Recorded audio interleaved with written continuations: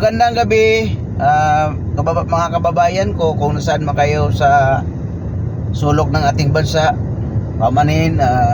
Magandang gabi sa inyong lahat. Magbibigay lang ako ng reaksyon tungkol doon sa nakaraang hearing sa Senate, yung sa flood control issue, kung saan matatandaan natin nung hawak pa ito ni Senador Rodante Marcolita. Napakagaling yung senador na to pagdating sa investigation. So thumbs up ako doon. Hindi ako nagkamali sa pagboto sa kanya. Napakagaling. Hindi lang magaling, talino. Hindi ko maintindihan kung saan na buntik na matumbok yung paroroonan doon sa investigasyon,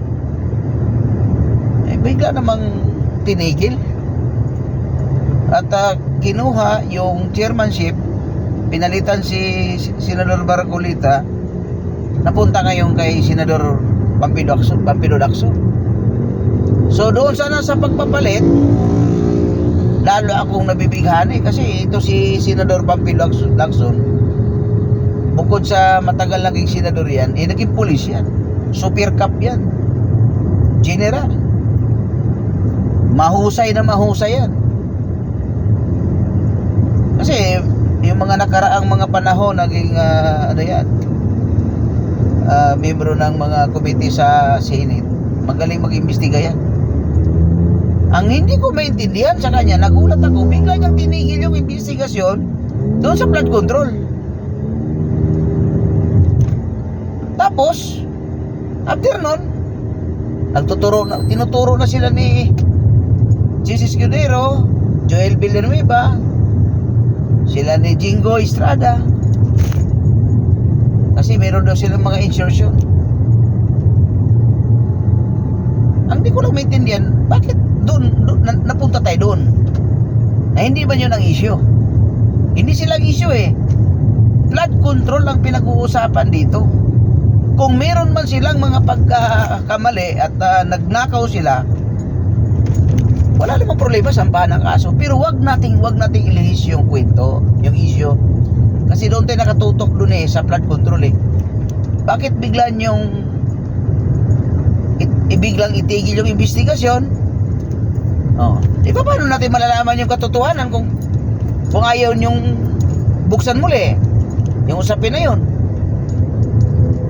Magdududa kami niyan. Wala sana kaming duda sa inyo kung pagpatuloy nyo na lang yung hearing, sana para mabigyan natin ng linaw na ito pala si ganito, para sa sunod na kung tatakbo man sila ng congressman, mayor, senador, presidente, ay hindi na natin iboboto kasi alam nating magnanakaw.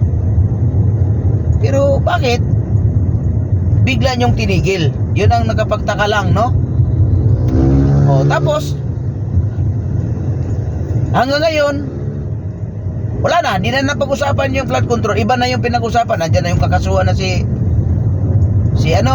Senador Bongo, anak ng titing. Yung tao na yan, sa buong buhay ko ngayon lang ako nakatikim na nagpa-hospital na libre. Wala akong ginagastusan sa hospital. Yung malasakit, napakagandang programa ni Senador Bongo. Tapos kakasuhan sa ni Trillanes.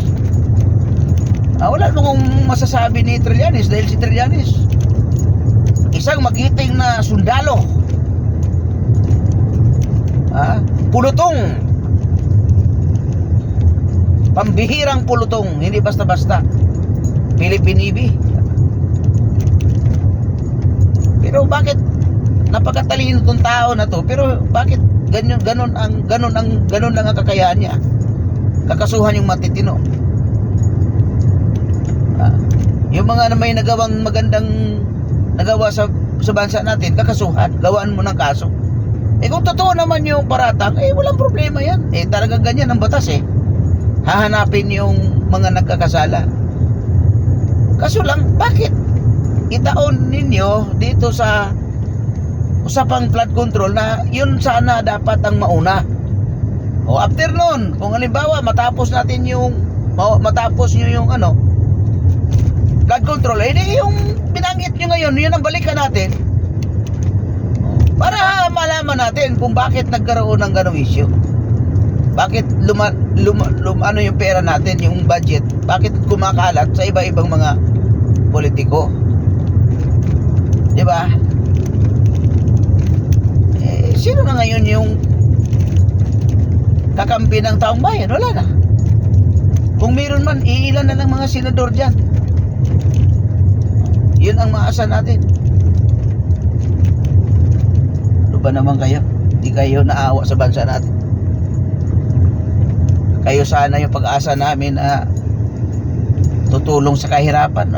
Tragis yan. Kayo pa yung magtakip ng mga mabahong ginagawa ng ating mga opisyal. Patuto naman kayo sa buhay nyo. Huwag kayong masyadong gahaman sa pera. Dahil pag nagkandamatay kayo, di nyo madala yan.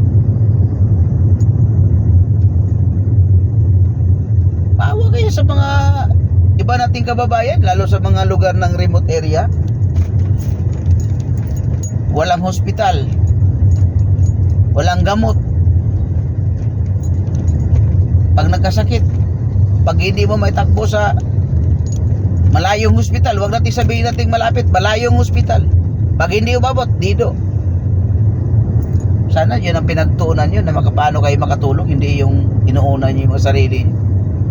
Hindi pa ba sapet na nakatira kayo sa mga mararangyang subdivision, mararangyang bahay, maraming sasakyan? Di ba sapat sa inyo yan? Napakagahaman ninyo. Yung mga opisyal na handang tumulong sa bansa natin at papaganda yung kinabukasan ng bansa natin, parang ayaw nyo yung gustong mangyari na guminawa tayo. Gusto nyo yung yung magkanda hirap-hirap. Di sana kung kasali kayo sa kahirapan, kami lang ang mga maliliit na mga Pilipino na magduruso sa kahirapan dahil wala mga may kakayahan na kumita ng malaki dahil ito lang yung hanap buhay namin. So maawa kayo sa mga Pilipino. Maawa kayo, unahin yung mga Pilipino bago yung sarili nyo. Yung unang-una, number 1, yung kalusugan at saka education. Lalo na sa mga malalayong lugar. Yung eskwelahan na kung hindi trapal ang bubong, okay lang kung sawali, so buti pa. Nipa, ganyan. Kugon, okay pa. Yung iba talaga, trapal lang para lang maibsan lang yung init or ulan. Tapos walang maganda yung mga classroom. Kung di nyo naman kayang magpatakbo ng tama sa bansa natin, umalis na kayo. Resign kayo. Di ba pasabot sa iyo? Kami nga, sumasahod lang kami ng 700 isang araw. Nakakayanan naming mamaluktot para lang mabuhay pamilya namin. Pero sa iyo, sa inyo, bilyon ang binabanggit. Parang hindi kayo nasiyahan sa pagiging kawatan nyo. Grabe kayo.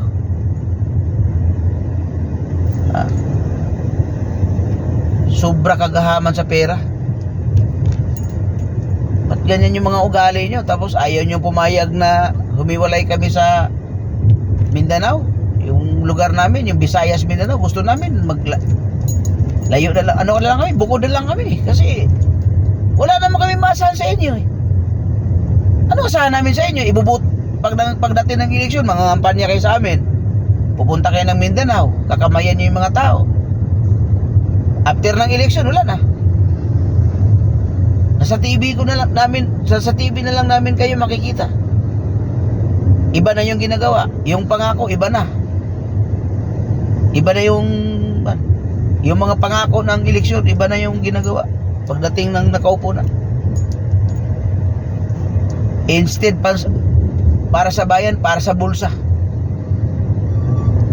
Nakakahiya kayo. Kung hindi kayo nahiya sa sarili nyo, ako nahiya ako sa sarili ko para sa bansa ko. Na mayroong mga opisyal na kagaya nyo na mga walang hiya. Hanggang dito na lang mga kaibigan, mga kababayan ko. Good night sa inyo. Pahinga na tayo. Ako ay maghanap buhay pa. Salamat.